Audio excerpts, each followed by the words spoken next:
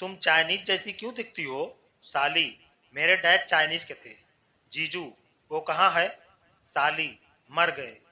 जीजा, ओह, आखिर चाइना का माल था, चलता भी कितना। जीजा, तुम लड़कियां इतनी खूबसूरत क्यों हो? साली, क्योंकि भगवान ने हमें अपने हाथों से बनाया है।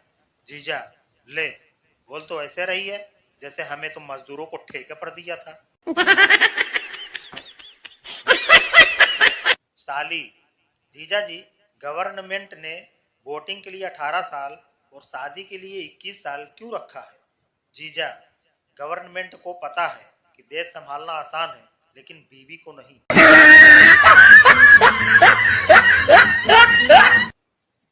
मुझे ऐसी साली चाहिए जो मेरे ससुराल पहुंचते ही जीजू आ गए कहकर 1-2 घंटे तक मुझसे लिपटी रहे।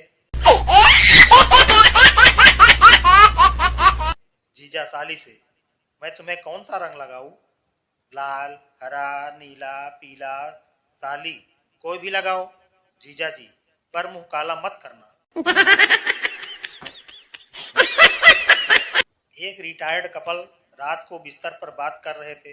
पति को न जाने क्या सूझी कि उसने अपनी बीवी से सवाल किया, अगर मैं तुम्हारे मरने के पहले मर जाऊं तो तुम क्या करोगी? थोड़ी देर सोचने के बाद पत्नी ने जवाब दिया, आपके मरने के बाद मैं कोई ऐसा घर देखूंगी जहां 2-3 विधवा औरतें रहती हों और जो उम्र में मुझसे छोटी होने के साथ साथ घर का छोटा मोटा काम कर लेती हों। इसके बाद पत्नी ने अपने पति से पूछा, अगर मैं मर गई तो तुम क्या करोगे? पति ने फौरन जवाब दिया, मैं बिल्कुल वैसा ही करूंगा जैसा तुम करने वाली हो। श्रीमती जी की रात के 2 बजे अचानक नींद खुली तो पाया कि पति बिस्तर पे नहीं है। जिज्ञासा बस उठी, खोजा तो देखा डाइनिंग टेबल पर बैठे पति जी कॉफी का कप हाथ में लेकर विचार मग्न दीवार को घूर रहे हैं। पत्नी चुपचाप पति को कॉफी की चुस्की लेते हुए बीच बीच में आंख से आंसू पोंछते देखती रही। फिर पति के पास गई और बोली, क्या बात है डियर, तुम इतनी रात गए यहाँ क्या कर रहे हो? पति जी ने कॉफी से नजर उठाई, तुम्हें याद है 14 साल पहले जब तुम सिर्फ 18 साल की थी? पति बड़ी गंभीरता से बोला। पत्नी पति के प्यार को देखकर भाव विभोर हो गई, बोली, हाँ याद है। कुछ रुक कर पति जी बोले, याद है जब तुम्हारे जज पिताजी ने हमें मेरी कार में घूमते हुए देख लिया था? पत्नी, हाँ हाँ याद है।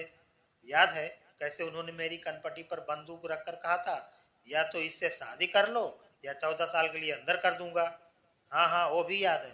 अपनी आंख से एक और आंसू पोंछते हुए पति बोला, आज मैं छूट गया होता।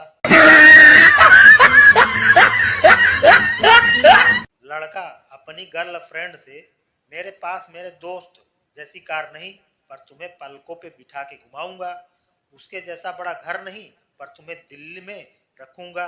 उसके जितने पैसे नहीं पर मजदूरी करके खिलाऊंगा। उसके जितना अमीर नहीं लेकिन सिर्फ तुम्हारा ही रहूंगा। और क्या चाहिए तुम्हें? लड़की बोली, बस कर पगले, रुलाएगा क्या? चल अपने दोस्त का नंबर दे।